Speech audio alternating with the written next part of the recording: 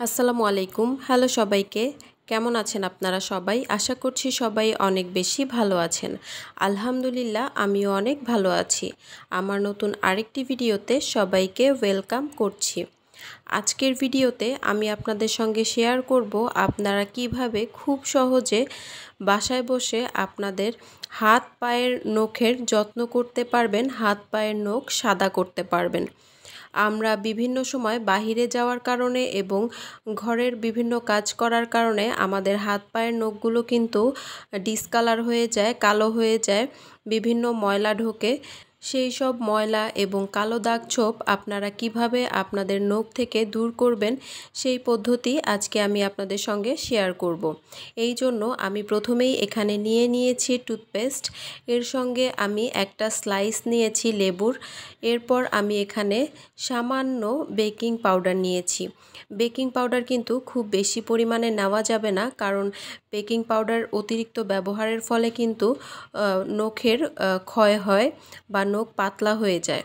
এরপর আমি সবগুলো ইনগ্রিডিয়েন্টস একসঙ্গে খুব ভালোভাবে মিক্স করে নিচ্ছি। আর লেবুর রসের ভিতরে আপনারা বেকিং সোডা দিলে কিন্তু এরকম একটু ফুলে উঠবে, এতে ভয় পাওয়ার কিছু নেই। মাত্র সপ্তাহে একদিন আপনারা এই রেমেডিটা আপনাদের হাতে এবং পায়ের নখে ব্যবহার করবেন। এতেই আপনারা দেখতে পাবেন আপনাদের নখের সৌন্দর্য কতটা বৃদ্ধি পায়। এরপর আমি মিক্স করা হয়ে গেলে আমার পায়ের নখে লাগিয়ে নিচ্ছি। এই সেমভাবে আমি আমার হাতের এবং পায়ের সবগুলো নখে লাগিয়ে নিব। এই ধরনের আরও effective, beneficial and easy beauty tips and remedy পেতে আমার চ্যানেলটিকে সাবস্ক্রাইব করতে ভুলবেন না। যারা কাজটি অলরেডি করে ফেলেছেন তাদেরকে অসংখ্য ধন্যবাদ। ভিডিওটি ভালো লাগলে ভিডিওতে একটি লাইক, কমেন্ট এবং শেয়ার করতে ভুলবেন না। আপনাদের একটি লাইক, কমেন্ট এবং শেয়ার আমাকে নতুন আরও অনেক ভিডিও করার উৎসাহ যোগায়।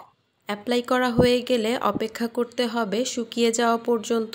শুকিয়ে গেলে এরপর এরকম একটা যে কোনো পুরাতন ব্রাশ দিয়ে আপনারা প্রথমে ব্রাশটাকে ভিজিয়ে নেবেন, এরপর এভাবে একটু ব্রাশ করে নেবেন।